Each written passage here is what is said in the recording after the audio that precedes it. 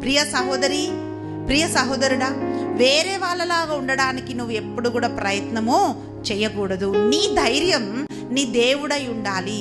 నీ ధైర్యం మనిషి సహాయం కాదు, మనిషి మాట కాదు, మనిషి నీతో నిలబడడం కాదు.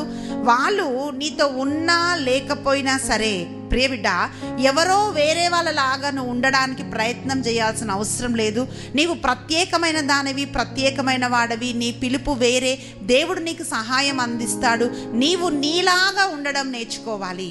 కొంతమంది వారి జీవితాలతో వాళ్ళు తృప్తిగా ఉండరండి. నేను వాళ్ళలాగా ఉంటే బాగుండేది, వాళ్ళలాగా చదువుంటే బాగుండేది అని అనుకుంటూ ఉంటారు.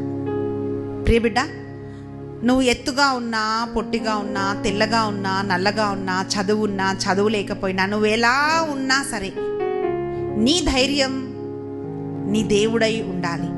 వేరే వాళ్ళలాగా ఉండడానికి నువ్వు ప్రయత్నం చేసి